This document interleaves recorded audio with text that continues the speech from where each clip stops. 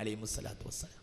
അപ്പോൾ മലക്കുകൾ ചോദിച്ചു, അമിൻ ഖൽഖിക അശദ്ദു മിനൽ ജിബാലി, പർവ്വതങ്ങളെക്കാളും ശക്തിയുള്ള വല്ല സാധനവും നീ പഠിച്ചിട്ടുണ്ടോ?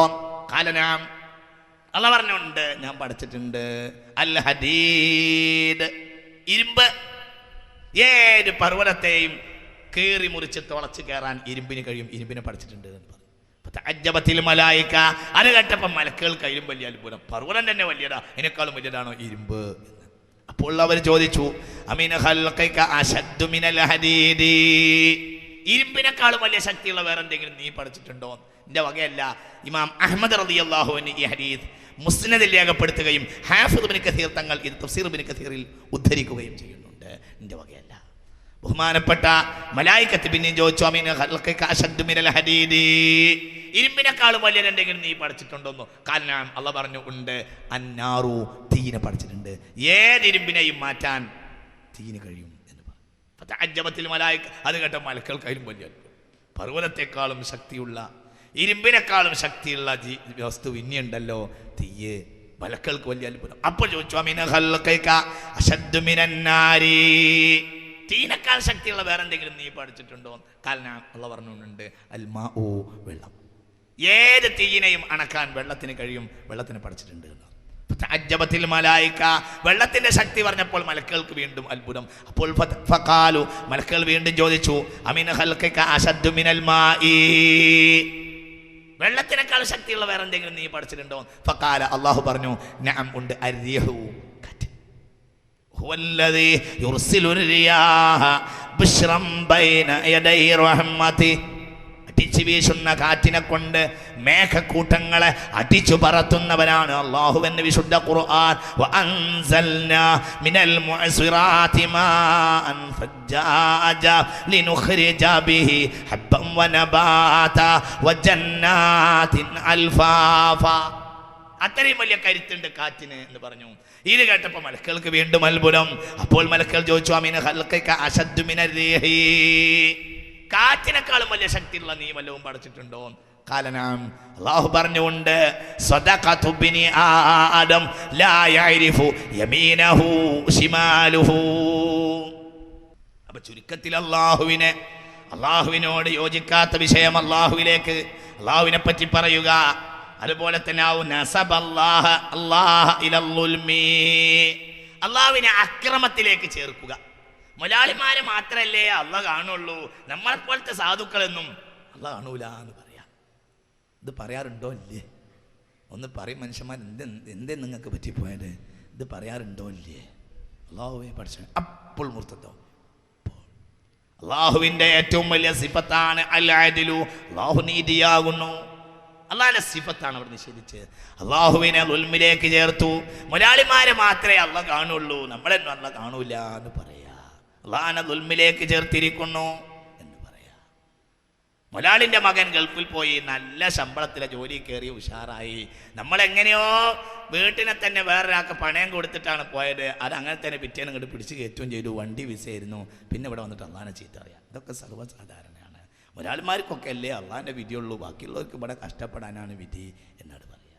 നസബല്ലാഹ ഇലൽ ദുൽമി, അള്ളാഹുവിനെ അക്രമത്തിലേക്ക് ചേർക്കുക.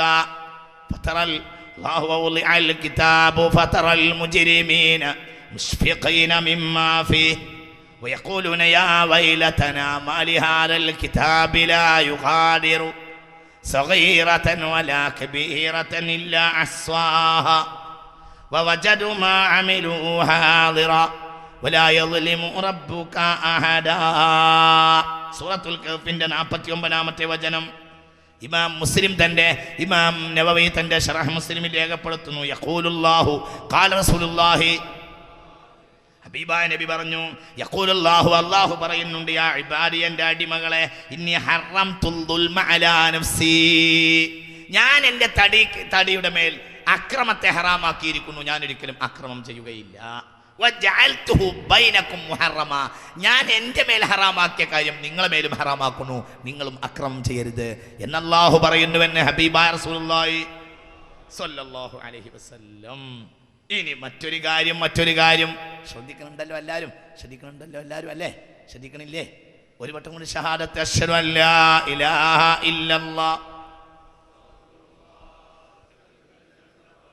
അവിസ്തഹ്സഅ ബിഅസ്മാഇഹി വസിഫാതിഹി, അല്ലെങ്കിൽ അള്ളാഹിന്റെ അസ്മാ സിഫാത്ത് കൊണ്ടോ അള്ളാഹിനെ പറ്റി പറയുമ്പോഴോ ഒരു തമാശ പറയാ, കളിയാക്കി പറയാ, ഒരു നിസ്സാരപ്പെടുത്തി പറയാ. കമാ യഫഅലു കസീറുൻ മിനൻ നാസി ഇൻദമാ യുദ്ആ ലഹു ഔ ലിഗൈരിഹി. ഒരാൾക്ക് വലിയൊരു വിഷമമുണ്ട്, ആ വിഷമം അള്ളാഹു തആല റാഹത്താക്കട്ടെ, യസ്സറക്കല്ലാഹ്. ഒരാൾക്കൊരു വലിയ വിഷമമുണ്ട്, അപ്പോൾ ആ വിഷമത്തിൻ്റെ സദസ്സിൽ കൂടിയ ഒരാൾ പറഞ്ഞു യസ്സറക്കല്ലാഹ്, അള്ളാഹു നിങ്ങൾക്ക് എളുപ്പാക്കി തരട്ടെ, അള്ളാഹു എളുപ്പാക്കി തരട്ടെ എന്ന് പറഞ്ഞു. അപ്പോൾ ഫയഖൂലു സാലിസു, കേൾക്കണ മൂന്നാമത്തെ ഒരാൾ പറയാ അയ്യ ഷൈ അള്ളാ അള്ളാ, എല്ലാ കാര്യത്തിലും അള്ളാ അള്ളാ തന്നെയാണോ എന്ന് ചോദിക്കാം. ഒരു അള്ളാ അള്ളാ എന്ന് മതിയോ എന്ന് ചോദിക്കാം. എന്താ അള്ളാ അള്ളാ, ഏത് വിഷയത്തിനും ഒരു അള്ളാ അള്ളാ തന്നെ ഉള്ളൂ എന്ന് ചോദിക്കുക എന്ന്. വളരെ ഇതൊക്കെ സർവ്വസാധാരണയായി നടക്കുന്നതാ. വളരെ ചിന്തിക്കണം, വളരെ ചിന്തിക്കണം. ഇത് അള്ളാഹുവിനെ പേര് പറയുമ്പോൾ അള്ളാഹിനെ നിസ്സാരപ്പെടുത്തി പറയാം.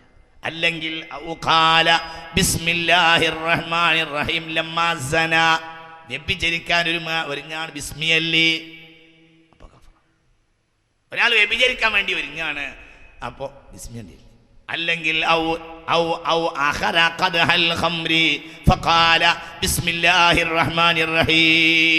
അല്ലെങ്കിൽ കള്ളിന്റെ പാത്രം കയ്യിൽ പിടിച്ചു കുടിക്കാനുണ്ട് ഒരുങ്ങാണ്, പതിവ് തെറ്റിച്ചില്ല, ബിസ്മില്ലാഹിർ റഹ്മാൻ ഇസ്തിഗ്ഫാഫൻ, അള്ളാഹിനെ നിസ്സാരപ്പെടുത്തുക എന്ന്. അപ്പോൾ മുർത്തദ്, ഉടനെ തർക്കമില്ലാത്ത വിഷയങ്ങളാണ് ഈ പറയുന്നത്. അള്ളാഹുവിനെ നിസ്സാരപ്പെടുത്തിയിട്ട് അള്ളാഹിന്റെ ഇസ്മിനെ സബ്ബിഹിസ്മ റബ്ബിക്കൽ അഅ്ലാ الذي خلق فسوى والذي فسبح باسم ربك باسمك العظيم. അള്ളാഹുവിന്റെ നാമത്തെ വാഴ്ത്തണമെന്ന് വിശുദ്ധ ഖുർആനിൽ പലയിടത്തും അള്ളാഹു തആല പറയുന്നുണ്ട്. ആ വാക്കിനെ നിസ്സാരപ്പെടുത്തുക. കള്ളുടിക്കുക വ്യഭിചരിക്കാൻ ഞാൻ ഉദാഹരണം പറഞ്ഞതാണ്. ഏതെങ്കിലും ഒരു പലിശന്റെ പൈസ വാങ്ങാണ്, അപ്പോ ബിസ്മില്ലാഹിർ റഹ്മാനിർ റഹീം എന്ന് പറഞ്ഞു. ഏതെങ്കിലും ഇതുപോലത്തെ ഒരു കാര്യത്തിൽ ബിസ്മില്ലാഹിർ റഹ്മാനിർ റഹീം വളരെ ശ്രദ്ധിക്കണം. ഇത്തരം ആളുകളൊക്കെ വളരെ ശ്രദ്ധിക്കണം. പ്രത്യേകിച്ച് ബാങ്ക് ജോലിക്കാർ ശ്രദ്ധിക്കണം. ബാങ്ക് ജോലിക്കാരൊക്കെ വളരെ ശ്രദ്ധിക്കണം എന്നാണ് സാഹചര്യത്തിൽ എനിക്ക് പറയാനുള്ളത്. ബാങ്ക് ജോലിയൊക്കെ ചെയ്യുന്ന ആളുകളുണ്ടാവും, ശ്രദ്ധിക്കണം, വളരെ ശ്രദ്ധിക്കണം. അതിൻ്റെ മസാല പലപ്പോഴും പറഞ്ഞതാണ്, ഇവിടെ ഞാനിതിപ്പോൾ പറയുന്നില്ല. ബാങ്ക് ജോലിൻ്റെ മസാലയൊക്കെ മുമ്പ് പലപ്പോഴും പറഞ്ഞതാണ്, ഇപ്പോൾ പറയുന്നില്ല. ശ്രദ്ധിക്കുക. അതല്ലെങ്കിൽ നമ്മളെ ചർച്ച, അത് പലിശയുടെ ചർച്ചയിൽ പറയാം, അല്ലെങ്കിൽ പലിശ എന്ന കേസറ്റ് പുറത്തുണ്ട്, ആ വിഷയം ഒന്ന് കേൾക്കുക, ശ്രദ്ധിക്കുക. അള്ളാഹു നമ്മെ നാഫിയായ ഇൽമ കൊണ്ട് അനുഗ്രഹിക്കുമാറാകട്ടെ. അതൊക്കെ ഉദാഹരണം.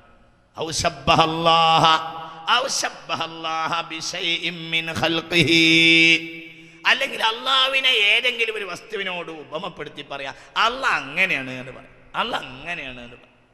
ഖുൽ ഹുവല്ലാഹു അഹദ് അല്ലാഹുസ് സമദ് ലം യലിദ് വലം യൂലദ് വലം യകുൽ ലഹു കുഫുവൻ അഹദ് എന്ന്. വലം യകുൽ ലഹു കുഫുവൻ അഹദ്, അള്ളാഹുവിനോട് ഉപമപ്പെടുത്താൻ ഒരാളുമില്ല.